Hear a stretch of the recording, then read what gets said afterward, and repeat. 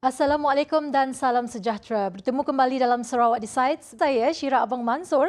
Sarawak Decides membawakan kepada anda 82 kawasan Dewan Undangan Negeri yang bakal bertanding dalam pilihan raya negeri PRN di Sarawak ini. Satu episod, satu DUN. Baiklah, untuk episod kali ini kita nak berkenalan dengan DUN N57 Telian yang bernaung di bawah Parlimen Mukah, iaitu tempat yang terkenal dengan etnik dan adat istiadat masyarakat Melanau.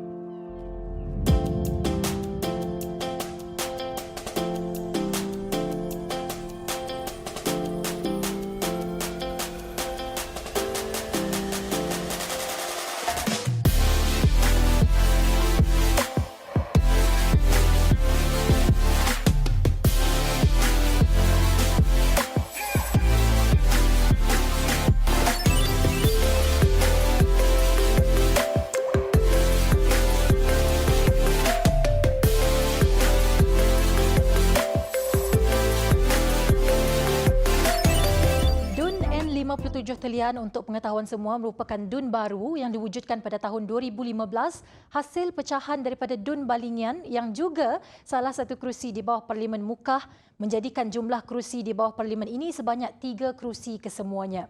DUN Telian bertanding pertama kalinya pada 2016 mengangkat Yusip Nosh Balo sebagai Ahli Dewan Undangan Negeri ADUN bagi kerusi tersebut. Dan menarik untuk saya kongsikan kepada anda mengenai Yusip Nosh Balo ialah sebelum pengwujudan DUN Telian ini, Yusip Nosh Balo merupakan mantan ADUN Balingian daripada tahun 2014 sehingga 2016 menggantikan Tun Pehin Sri Haji Abdul Taib bin Mahmud yang ketika itu telah mengosongkan kerusi Balingian susulan pelantikan beliau sebagai Yang di-Pertua Negeri Sarawak pada 1 Mac 2014. Ini biodata Yusip Nosh Balo yang boleh saya kongsikan kepada anda.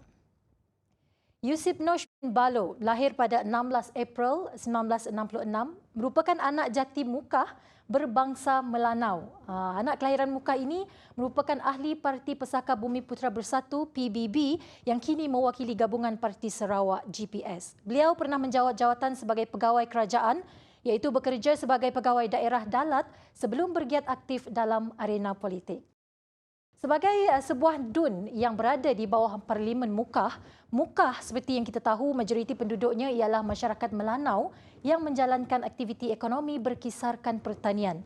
Salah satu daripadanya ialah aktiviti menebang pokok rumbia seperti yang dijalankan oleh penduduk di Kampung Telian Daya.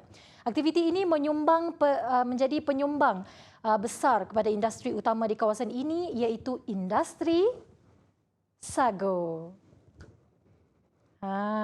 Sago ini merupakan makanan tradisi masyarakat Melanau. Boleh dimakan begitu sahaja, boleh juga digandingkan dengan umai, ikan panggang dan pelbagai jenis makanan tradisional kaum Melanau. Berbalik kepada industri sago di Kampung Telian Daya, penduduk kampung di sini melibatkan diri secara aktif dalam kegiatan memproses sagu dan memproses lemantak. Ini dapat dilihat dengan kewujudan 7 pusat memproses sagu dan 5 pusat memproses lemantak di Kampung Telian Daya.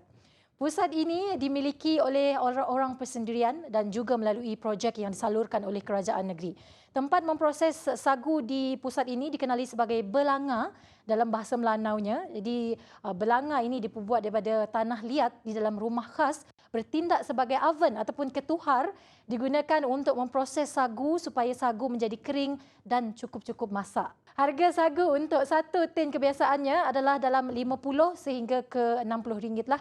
Manakala harga bagi lemantak ialah RM20 satu pasu ataupun kira-kira 60 kilogram bagi lemantak yang masih basah. Tetapi bagi produk lemantak yang sudah dikeringkan atau sudah menjadi tepung sagu dijual dengan harga RM2 sekilogram.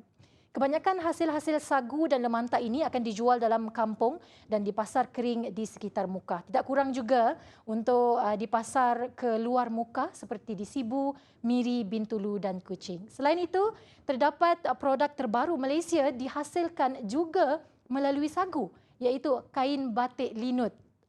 Produk yang saya kira menjadi kebanggaan masyarakat masyarakat Telian Mukah. Linut seperti yang kita tahu merupakan satu juadah tradisi masyarakat Melanau diperbuat daripada sagu dan air. Tapi macam mana juadah linut boleh ditransformasikan menjadi produk fashion? Ini ada di Kampung Telian Tengah Mukah.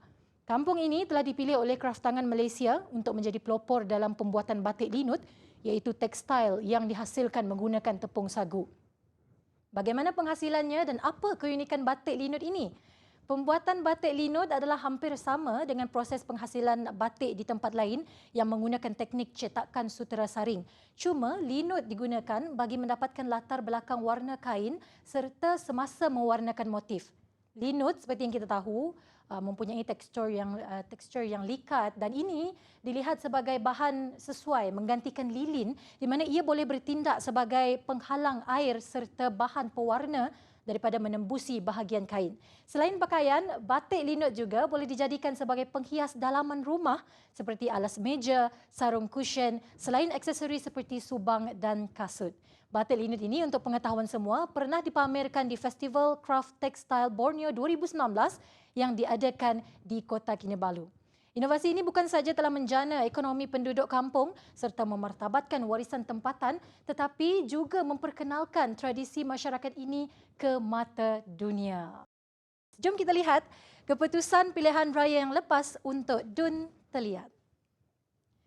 PRN 11 bagi Dun Telian telah dimenangi oleh Yusip Nosh Balo mewakili Barisan Nasional dalam pertembungan dua penjuru menentang calon Parti Keadilan Rakyat PKR iaitu Asini ataupun Hasni Yahya dengan majoriti kemenangan sebanyak 4,421. Kemenangan kali kedua bagi Yusip Nosh Balo yang sebelum ini telah pernah memenangi kerusi Balinian pada 2014 dalam pilihan raya kecil PRK untuk kerusi tersebut.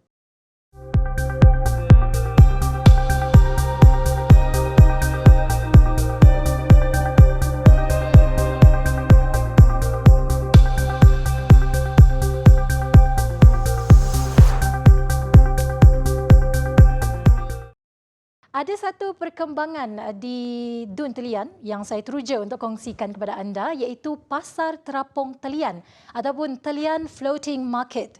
Ini merupakan pasar terapung pertama di Sarawak menyerupai pasar terapung yang terdapat di Thailand, Vietnam dan Indonesia. Pasar Terapung Telian ini terletak lebih kurang 6 km dari Pekan Mukah, menyediakan pusat jualan bagi penduduk kampung, melibatkan peniaga di 7 buah kampung di sekitar Mukah untuk memasarkan produk hasil tani, tangkapan laut dan hasil hutan secara terus tanpa melalui orang tengah.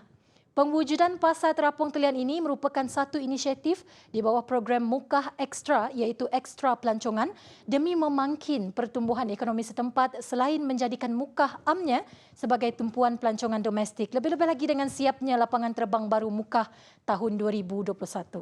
Bercakap mengenai lapangan terbang baru Mukah, ini merupakan satu lagi perkembangan yang memanfaatkan masyarakat Dun Telian dan masyarakat Mukah amnya. Lapangan terbang baru Mukah sudah mula beroperasi pada Jun 2021 dan terletak kira-kira 7 km dari pusat bandar.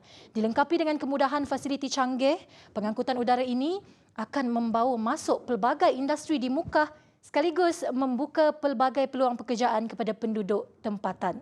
Selain itu, antara pembangunan yang bakal disaksikan di Dun Telian ialah projek tebingan Sungai Bandar Mukah dalam rancangan Malaysia ke-12 ataupun RMK-12. Projek yang dianggarkan sepanjang 1,450 meter dengan kos sebanyak 98 juta ringgit ini adalah penting bukan saja untuk mengatasi masalah hakisan sungai di kawasan Mukah tetapi juga mengindahkan kawasan tebingan Batang Mukah untuk menggalakkan industri pelancongan tempatan. Juga dalam pelan yang sama, benteng di kawasan Kampung Penakup Hilir dan Kampung Datu akan dibangunkan untuk mengatasi masalah yang dihadapi penduduk setempat selain membina 50 rumah di bawah program Rumah Mesra Rakyat RMR untuk menggantikan rumah-rumah penduduk yang terjejas akibat hakisan di sana. Baiklah, nampaknya kita sudah pun berada di penghujung rancangan. Terima kasih atas kesetiaan anda menonton kami, terutama yang menonton dari awal rancangan tadi. Banyak lagi perkembangan kawasan Dun yang akan kami kongsikan kepada anda. Jadi, jangan lupa untuk terus menonton kami di TVS saluran 122. Kita jumpa lagi di episod seterusnya. Saya Syira Abang Mansur untuk Sarawak Decides. Hai, terima kasih kerana menonton Sarawak Decides. Jangan lupa untuk tekan butang subscribe di bawah ini dan juga klik video di sebelah sini untuk mendapatkan perkembangan terkini berhubung pilihan raya negeri ke-12 di Sarawak.